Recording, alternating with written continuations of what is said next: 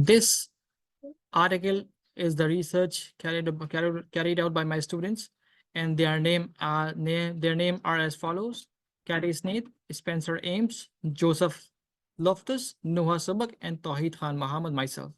So we talk about over here where we are located in the Midwest area of Michigan. We have around us the big three car manufacturing companies. One of them is Ford, other one is GM, and third one is Stellantis, which is Chrysler. So all these three companies now, they are primarily working on creating autonomous vehicles.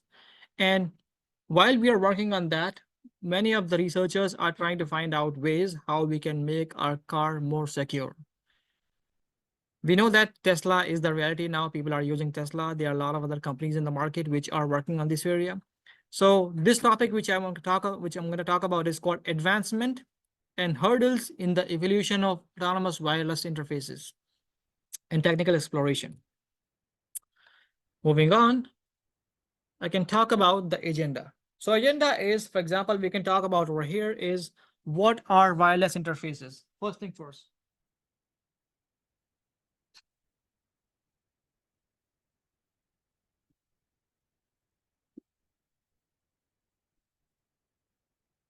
Second thing, we can talk about the evolution.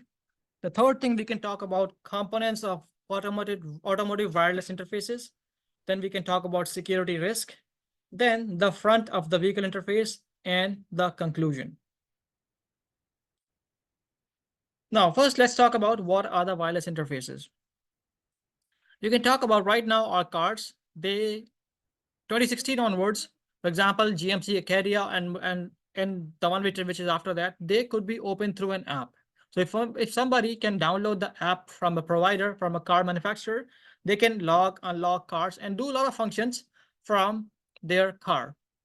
We all know we can operate our car by using different kind of interfaces. For example, we can have remote, which is being communicating with the car, which is like a thing of a back in a day. It's quite prevalent technology. Everybody have that these days. But now we are moving to a stage where we can unlock the car by using those fancy apps through which we can operate our car. And they are not just the app which can turn on the car, turn off the car. From there, you can restart the engine and do a lot of operations, check the alerts if the tire pressure is low and things like that. So we can all detect all these alerts which we are getting in the car on the car interface. So let's first talk about what is a wireless interface. It's a connection between the vehicle and an external device or system. What it does, it exchanges data that is vital for the efficient operation of the vehicle and is central to overall performance. Prime examples for this communication is basically we can do with the interfaces like Wi-Fi, Bluetooth, cellular network, GPS, and vehicle to vehicle, that's called V2V communication. Then we have also wireless interfaces that can cause security risks due to connectivity, right? Right now, there is a big research going on these days in my university, and many researchers are working on this area, that when the car has been put on a charging station in public, for example, right now we fill the gas in our car at the gas station. We don't worry about the security that anybody could hack my car. Anybody could steal things, but we never thought about the car would get hacked. But now the problem is when we charge our car on a particular charging station. So at charging station, we have to wait at least 20 to 30 minutes. And not everybody is ready to sit in the car idle. They might go to a coffee shop meanwhile, or they might go to some gas station inside and take a coffee or snack, thing like that. So meanwhile, they're away from the car. Is it possible that somebody could sneak into your car and they can have hold of it?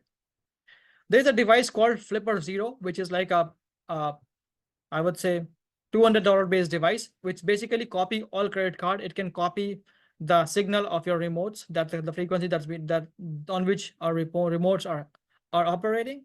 For example, when I turn on the car, I hit the button. There's some frequency that's been matched with my car, and it unlocked the cars, right? If that signal could be matched and copied, we can easily, by Flipper Zero, we can do that.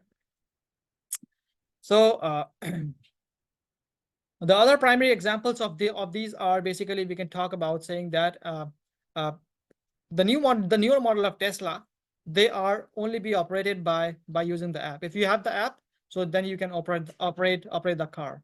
So, for example, if at some area where we are in the countryside and we don't have reception, it will be hard for us to open the car, right? So this that create another level of that poses another kind of challenge too. So that car, if you can see over here, there are tons of units and tons of kind of different components that are basically within the simple machine. So everybody, most of us are having car these days, right? So we have an ECU, which is called engine control unit, or we can call it as electrical control unit as well. Then we have airbag control unit, ACU, telematics. We have a keyless entry using a key fob, HVAC, therefore that's been used for air conditioning. Anti-theft, that means a light that's been always blinking in the car sometimes. Then we have OBD port, which is being used for diagnostic of any kind of problem with the car, any kind of flag we receive on the dashboard that's been diagnosed by a mechanic by using OBD port. He plugs he plugs a device from our car and then read some codes. And based on that, you'll find out what is the problem with the car. Then we have a TPMS, which is tire pressure monitoring system. So if our tire pressure in the car is low, we got an alert for that as well on the dashboard. That means we need to operate our car at a certain by putting certain amount of air in the car. Then we have anti-brake lock braking system. Then we have radio, which is being operated by flash drives, that is USB. Then we have CDs. Then we can connect our gadgets these days with this thing. Then we have body controller, which is contain locks, lights. Then we have a unit called transmission control unit. Back in a day, like 10 years ago, all this communication that's been going in the car, it's raw. Like the raw data has been transmitted. When I hit some button from the dashboard, for example, I turn on the radio, it's the signal has been transmitted as raw. There is no encryption involved in that scenario. Now we come to an era that right now, what we are talking about, this car could be hacked, right? That means people can get into it and they can spoil and get hold of it, and then they can they can abuse the system, right? So to avoid that, we have done this. We are a lot of researchers and companies are working on this area, and they're trying to find out that how we can fix this problem. Right now, there is one more component which I forgot to mention that's called internet and PSTN, through which through the gadgets we communicate with the car, right? We have Wi-Fi connection, we have apps, what is called Uconnect, that's coming from Android, that whenever we connect our cell phone, it will eventually have a UI of our car into the dashboard of the car, and we can easily operate our system. So that becomes when our cell phones are vulnerable, similarly, the cars become more vulnerable too. Right, okay. Moving on. So let's talk about the advancements. I'm gonna talk about a little bit of history, and then we can go from there. So first thing first, we can talk about the advancement. Electrical interfaces have emerged and evolved rapidly by replacing the mechanical counterparts of vehicles. Back in 1990s, the GPS system was introduced. It offers a navigation system and access to the set of services such as traffic and other useful information, which has now become the inbuilt GPS system in a car. It become obsolete now. In 2023 or 2024, most of the people are using their own inbuilt maps available in their cell phone. Either could be Apple Maps or could be Google Maps. Primarily, people are relying on Google Maps because it gives you live updates and it gives you better coverage of each and every nook and corner of the city. Bluetooth came in 1994, and it has its own benefits that it's been used widely for a lot of things these days. We use in all of our cell phones and all of our different devices, different kind of devices. Similarly, it's been used in the cars as well. In 2004, BMW decided to introduce a model year 2008, a central gateway which has ECU that would function as a single diagnostic and programming interface to the outside world. That means by using some single interface, you can diagnose any issue with the car. Now, for the future of autonomous vehicles, we are right now level 3 of autonomy, where we are Tesla claimed to be level 3 autonomous, but still not that. It also gave the warning that perhaps if you are driving on a highway, you should be always alert. And then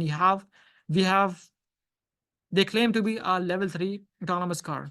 So now the next level is we have to reach to level 5, which I fully feel like the way the progress has been going on in the industry, we are not very far from having the full autonomy of the full autonomous vehicle in future.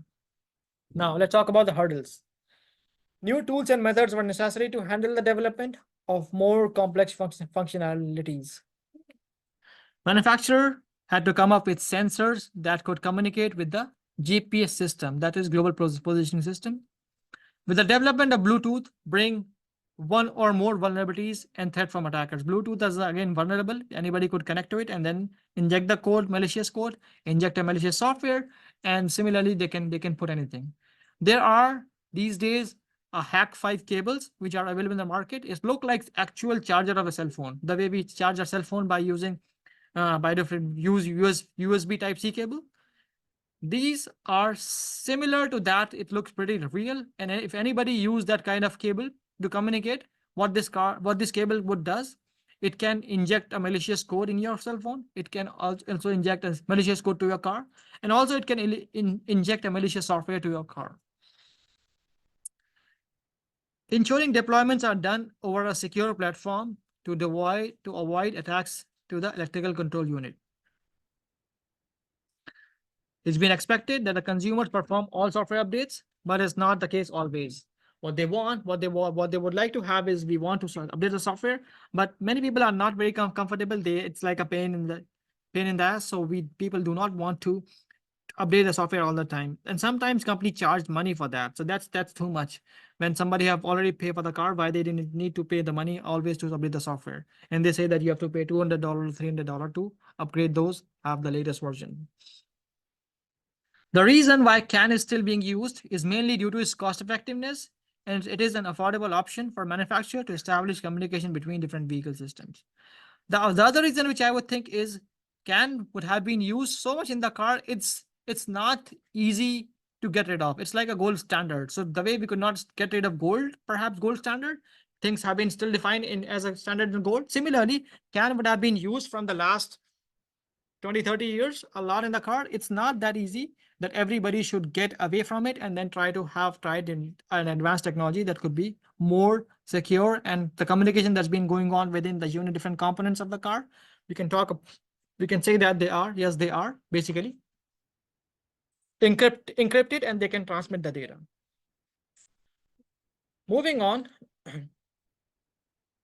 let's talk about the embedded systems and software.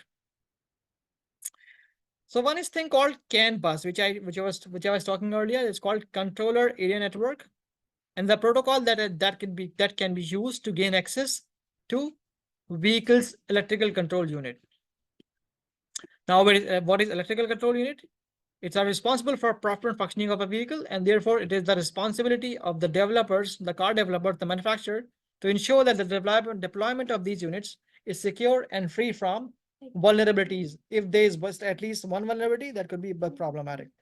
In 2015, some researchers from Kansas City in the US, they hacked a Jeep, which is 2014 model, a year old, and the person who was driving on the highway, he was well aware that their friends are trying to hack the car sitting in their apartment, and when he was driving the car on the highway. It's a very famous incident. Those who are working in this area of autonomous vehicle, they are surely aware of this one. There are two researchers or two hackers, I would say, Chris and Kaylee. So they both hack their friend's car. So they turn on the radio, increase the volume, sometimes turn on the AC, sometimes turn on the wiper, and then at some point they also halt the engine, which is quite scary. That means when you talk about the halt the engine, that means they talk about that if somebody is driving on highway, it could be catastrophic. So by using this ECU, we can control GPS, we can control Bluetooth, key fob, and TPMS, right? Then we have a thing called engine control module, ECM. And then we have the last one called PCM, which is the powertrain control model, that through which we can transmit the model from power from engine to move the wheels. Right.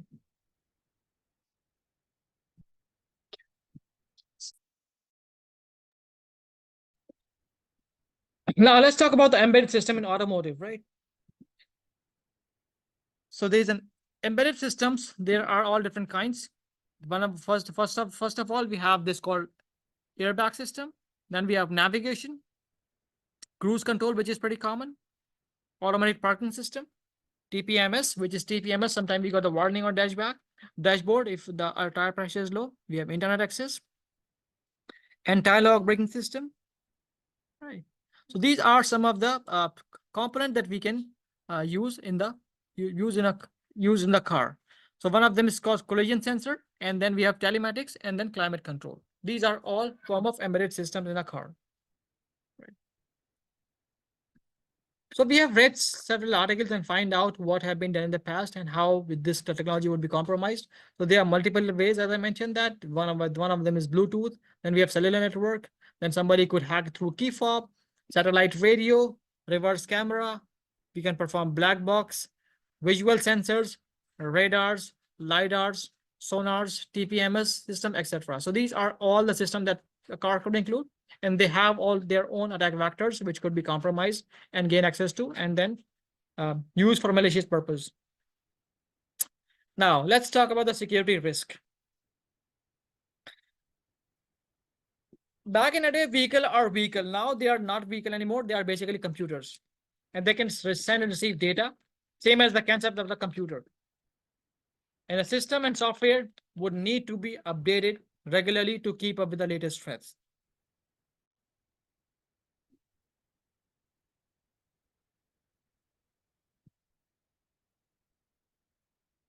Modern vehicles, they have multiple vehicle attack, such as somebody can compromise their wireless, Bluetooth, cellular, key fob, satellite. I just mentioned all these names, right? So these are different kind of sensors and interfaces through which we can interact with the car, and they are all vulnerable.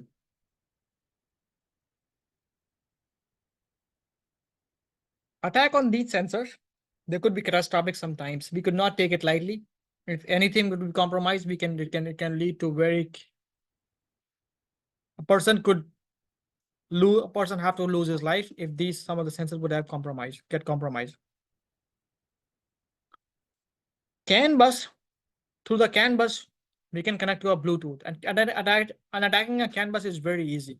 Then we can easily hook to the headlight of a car. If I can somehow get hold of a headlight of a car, from a headlight I can plug a device, and then from there we can connect and disable certain things.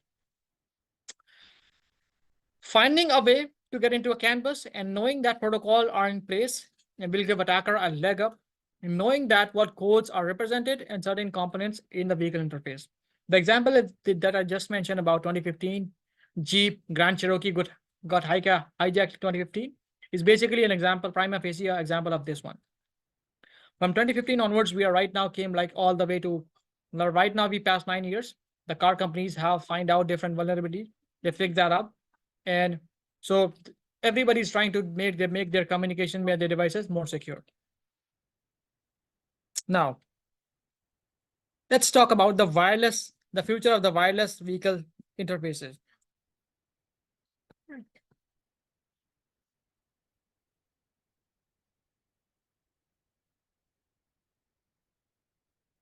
So we talk about that in a in a way that when we are talking about the future of wireless vehicles, how they're gonna work is basically we can say that it's uh, it should move towards the improved technology would be talking about they'll move towards electrification. Then we are looking for alternative fuels, right? Right now we talk about we have charging cars, and some of them are hybrid models. That means they can get power either by charging itself, and they can use sometimes gas as well. Autonomous vehicle obviously require more sensors so that they can have a 360 view and then collect the data in real time, and then based on that take decisions. So whether the car has to take turn or take turn left or take turn right, they are the pre-known big issues that we are when we are talking about the completely autonomous vehicles. Now, with the advance of technology, we also make sure that when we talk about that, we would not put a lot of weight in a car. We want to make it as light as possible and should be robust as well at the same time. So we don't want to add components which will increase a lot of weight to the car. So we have to make sure right now we have to kind of balance between the two, that if we are adding more technology, more resources, more gadgets, or more advanced sensors, we have to think about the cost effectiveness of the car, as well as we need to talk about the efficiency in a way that they are putting the data, accurate data in a real time. They should be accurate 100%.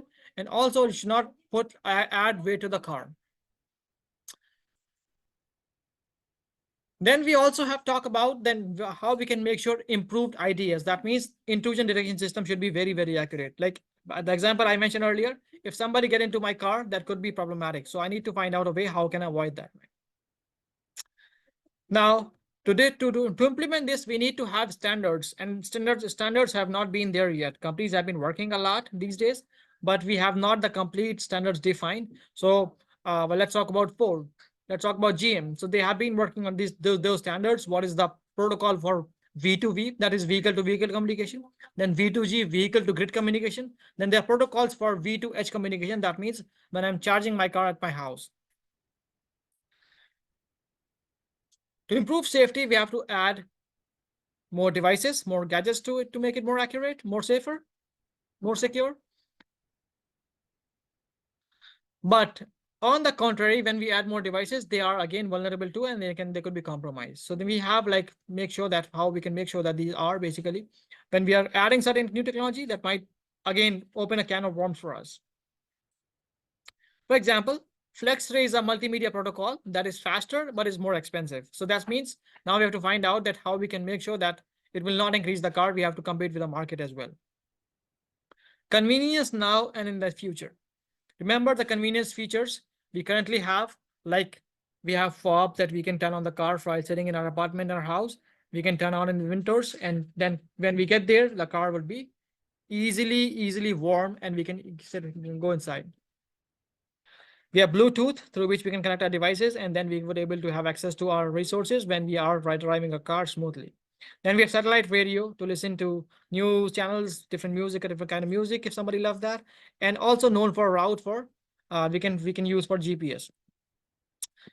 The feature of a vehicle has to offer and to make it more attractive for potential buyers. Right now, the new generation is more looking for advanced and more aerodynamics that could run faster and will give a good fuel economy. So the potential buyers want new technology with the idea that they don't want to put a lot of money for the new features, right? So if somebody make a car $1 million one, which is obviously nobody gonna buy it, they have to be the cost should be reasonable. They want to be around 20, 30K, 40K at most, then people will buy it. So that's why we need to talk about that how we can make sure to balance out these two concerns. Add more technology. With the sideways, we don't want to increase the price of that. Convenience now in the future, right? When we add these features, we need the car to be more secure, and it will require more protection. For example, Bluetooth is one of the ways through which the car could be hacked. Fob is one of the ways through which car could be hacked. Uconnect is one of the ways. CAN bus is one of the ways through which car could be hacked and compromised. So these are again, with the new technology, it bring more challenges. Now let's talk about the conclusion of our paper. So when we talk about the vehicle, as of now, we come a long way since the beginning of time. Our vehicles have been upgraded and serve what postmodern autonomous vehicle could not feature. You can have right now the integration of wireless tech interfaces such as ECUs in each vehicle, and provide a vast and greater experience these days.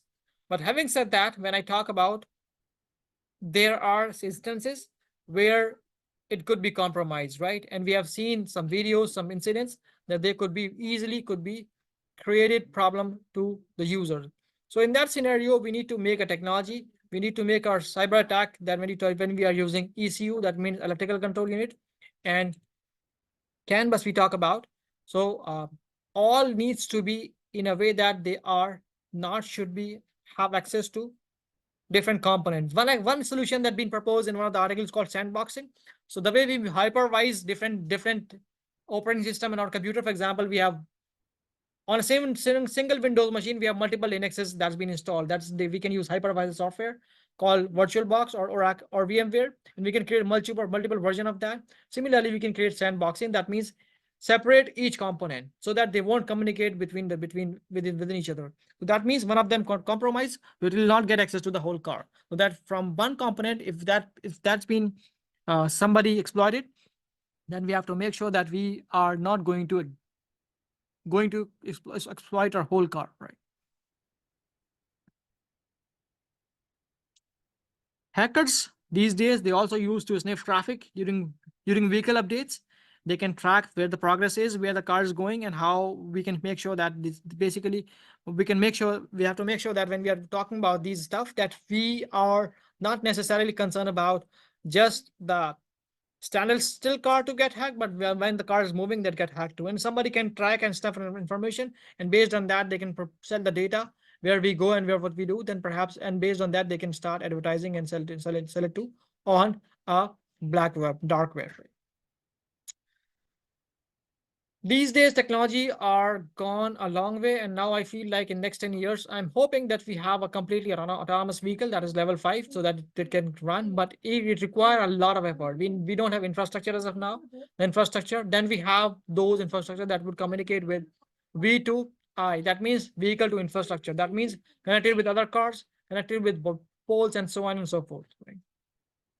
And it will tell us like if some car wants to communicate about that different forms. So this could be done in that way.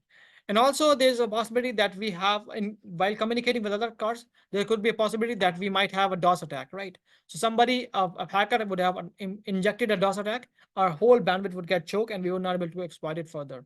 So that's again a concern that needs to be really addressed.